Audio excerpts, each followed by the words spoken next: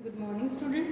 This is your 11th class chemistry and we were discussing lesson number 2 structure of atom. Topic है photoelectric effect. अब आपने structure of atom में different topic discuss पढ़े हैं, जैसे हमने डिस्कस किए हैं। तो स्ट्रक्चर ऑफ एटम में कुछ जो साइंटिस्ट हैं उन्होंने एटम के नेचर के बारे में बताने की कोशिश की कि एटम का वेव नेचर है या पार्टिकुलर नेचर है, यानी कि वो एक पार्टिकल है या वेव है। पार्टिकल जो स्टिल रहता है, वेव जो इस तरह से वेवी फॉर्म में मूव करता है। तो आपका जो टॉपिक फोटो इलेक्ट्रिक इफेक्ट एक ऐसा फिनोमेना है जो आपका एटम को ही डिस्क्राइब करता है कि वो पार्टिकल है या फिर एक वेव है। ठीक है, तो यहाँ पर फोटो इलेक्ट्रिक इफेक्ट है वो पार्टिकल नेचर के बारे में आपको बताएगा।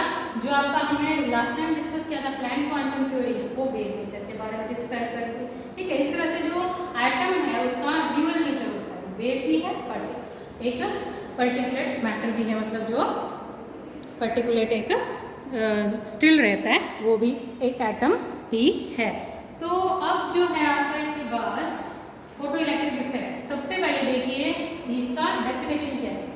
The phenomena of ejection of electron from the surface of metal when a light of a suitable frequency strikes is called photo electric effect and the ejected electron are called photo electron.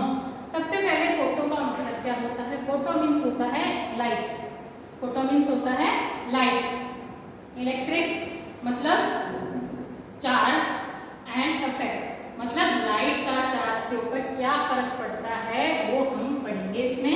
ठीक है, तो इस phenomena में क्या होता है, electron निकलते हैं कहाँ से? सरफेस ऑफ मेटल, मेटल में से इलेक्ट्रॉन निकल जाते हैं जब लाइट उस मेटल के ऊपर इजेक्ट होती है, मतलब सॉरी पड़ती है, इजेक्ट नहीं होती, इजेक्ट तो इलेक्ट्रॉन होते हैं, इजेक्ट मतलब बाहर निकलना।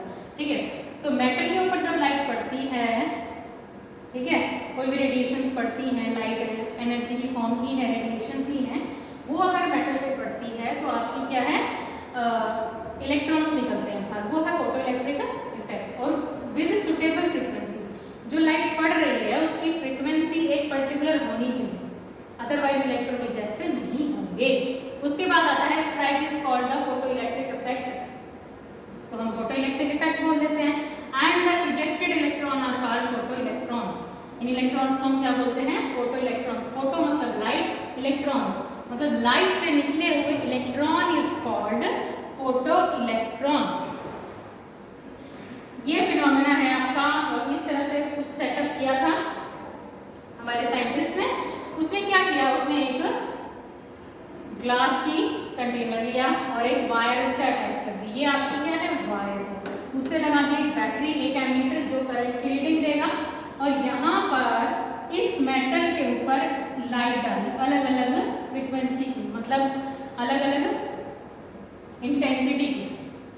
ठीक है, कम या ज़्यादा, डिम या लाइट। ठीक है, मतलब बहुत ज़्यादा ब्राइट, बहुत ज़्यादा डिम, इस तरह की इंटेंसिटी की लाइट उसने इस मेटल पर डालकर देखी।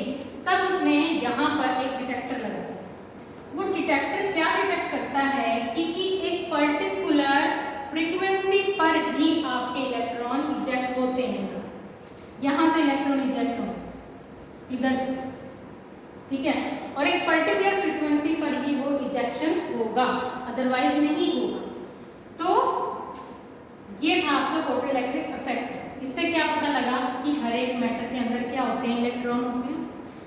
दूसरी जो लाइट के इलेक्ट्रॉन आप इससे टकराए, उन्होंने इसके अंदर अपनी जगह ले ली, जो इसके इलेक्ट्रॉन थे वो बाहर निकल गए। मतलब इससे क्या पता लगता है, इलेक्ट्रॉन एक पर्टिकुलर नेचर का है। ठीक है, कि हर मेटल के अंदर इलेक्ट्रॉन होते हैं और उनका इस तरह का नेचर होता है, वेवी फॉर्म भी और एक पार्टिकल नेचर भी होता है। उसके बाद आपके एक्सपेरिमेंट में बेसिकली किया क्या था, सबसे पहले देखिए हमने डायग्राम देख लिया। ठीक है, अब ये जो आपका है यहाँ पर देखिए जरा, when the beam of light falls on the metal, experimental result क्या ऑब्जर्व किए थे आपके फोटो इलेक्ट्रिक इफेक्ट में? When a beam of light falls on the metal surface, electrons are ejected immediately. मतलब जब beam of light metal surface के ऊपर पड़ती है, मेटल का जो सरफेस है उसके ऊपर एक लाइट पड़ती है, तब क्या निकलते हैं? इलेक्ट्रॉन इमीडिएटली निकलते हैं इन अ स्ट्रोक। ठीक है, तो नेक्स्ट है number of electron ejected is proportional to the intensity और द ब्राइटनेस ऑफ लाइट। ठीक है, ब्राइटनेस ऑफ लाइट मतलब जितने नंबर ऑफ इलेक्ट्रॉन निकल रहे हैं आपके मेटल के अंदर से, तो वो किस चीज पे डिपेंड करते हैं कि उसकी इंटेंसिटी कितनी है। इंटेंसिटी मतलब कितनी चमकदार आपकी लाइट है, कितनी ज्यादा उसकी ब्राइटनेस है। उसके बाद आता है आपका थ्रेशोल्ड फ्रीक्वेंसी। थ्रेशोल्ड फ्रीक्वेंसी क्या होता है? थ्रेशोल्ड मतलब एक लिमिटेड फ्रीक्वेंसी। ये वो फ्रीक्वेंसी है, minimum frequency below which photo electric effect is not observe.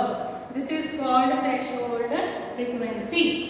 तो आपका हर एक मेटल की एक मिनिमम फ्रीक्वेंसी होती है कि इस फ्रीक्वेंसी की लाइट जब उस मेटल के ऊपर पड़ेगी तब इलेक्ट्रॉन उसमें से इजेक्ट होंगे, इलेक्ट्रॉन उसमें से निकलेंगे, अदरवाइज नहीं निकलेंगे। ठीक है, उसके बाद उस फ्रीक्वेंसी को हम क्या बोलते हैं? Threshold frequency. और कैसे उसको डिनोट करते हैं? V नॉट से। ठीक है, या म्यू नॉट से, इस तरह का होना चाहिए इसका साइन, म्यू नॉट से। ठीक है, if the frequency of light is less than the threshold frequency. अब थ्रेशोल्ड फ्रीक्वेंसी जितनी लाइट की फ्रीक्वेंसी नहीं है तो क्या होगा? No ejection of electron. Electron जो है वो इजेक्ट नहीं होंगे, इलेक्ट्रॉन जो है वो निकलेंगे नहीं। ठीक है, how long it falls on the surface and how long in intensity मतलब कितनी ज्यादा ब्राइट लाइट और कितनी देर तक लाइट पड़ेगी उस चीज पर भी डिपेंड करता है कि आपका इलेक्ट्रॉन कितने निकलेंगे। लेकिन अगर थ्रेशोल्ड फ्रीक्वेंसी नहीं है उस लाइट की, उतनी फ्रीक्वेंसी नहीं है जितनी उस पर्टिकुलर मेटल की थ्रेशोल्ड फ्रीक्वेंसी है, तो वो इलेक्ट्रॉन इजेक्ट नहीं होंगे कितनी ही देर तक आप उस लाइट को उस सरफेस पर लगाकर रखिए। Photo electric work function. Photo electric work function क्या होता है? Minimum energy required to eject electron is called photo electric work function. ठीक है, एक पर्टिकुलर अमाउंट ऑफ एनर्जी चाहिए होती है। ठीक है, एक मेटल में से इलेक्ट्रॉन को बाहर निकालने के लिए। ठीक है, उस एनर्जी को हम क्या कहते हैं? वर्क फंक्शन या फिर फोटो इलेक्ट्रिक वर्क फंक्शन। मतलब एक फोटो इलेक्ट्रिक फिनोमेना को जारी रखने के लिए या शुरू करने के लिए जो एनर्जी हमको चाहिए उसको हम बोलेंगे photo electric effect, that is work function, photo electric work function, जिसको हम W नोट से डिनोट करते हैं, that is equal to h mu naught. Energy of ejected electron. Energy of ejected electron क्या होगा? जैसे कि हमें पता है एनर्जी क्या होती है, लास्ट टाइम हमने डिस्कस किया था प्लैंक क्वांटम थ्योरी में, E equal to h mu होता है। हमने लास्ट टाइम डिस्कस किया था E equal to h mu होता है। ठीक है, अब h म्यू है यहाँ पर, ये एनर्जी है। और काइनेटिक एनर्जी किसमें होती है? जब इलेक्ट्रॉन मूव कर रहे हैं, भाग रहे हैं, तो क्या होगा? उसकी काइनेटिक एनर्जी हो जाएगी दैट इज हाफ mv²। तो ये है आपकी फ्रीक्वेंसी जो कि उसकी पहले थी इजेक्ट होने से पहले इलेक्ट्रॉन की, नहीं मतलब किसकी फ्रीक्वेंसी? जो लाइट पड़ रही है ना, इलेक्ट्रॉन इजेक्ट नहीं हुए हैं। ठीक है, इलेक्ट्रॉन इजेक्ट नहीं हुए हैं, लाइट पड़ने से पहले जो उसकी फ्रीक्वेंसी वो ये थी, और मेटल की थ्रेशोल्ड फ्रीक्वेंसी है। ठीक है, ये है प्लैंक कांस्टेंट हमारा, that is equal to half mv²। ये आपकी एनर्जी ऑफ इजेक्ट इलेक्ट्रॉन निकालने के लिए हम ये फॉर्मूला लगा सकते हैं। ठीक है, जिसमें से हम जिसमें क्या है, ये हमारा फोटो इलेक्ट्रिक इफेक्ट आ जाता है। ठीक है, इसके बाद हमारा क्या है? Dual behaviour electromagnetic radiation. Electromagnetic जो रेडिएशंस होती हैं, बेसिकली हम रेडिएशंस के बारे में बात कर रहे हैं। ठीक है, एनर्जी की फॉर्म, एनर्जी किसी भी रेडिएशन लाइट किसी फॉर्म में हो सकती है, उसका ड्यूअल नेचर मतलब उसके अंदर जो पार्टिकल, उसका एटम है वो वेव फॉर्म में भी है, पार्टिकल फॉर्म में भी है।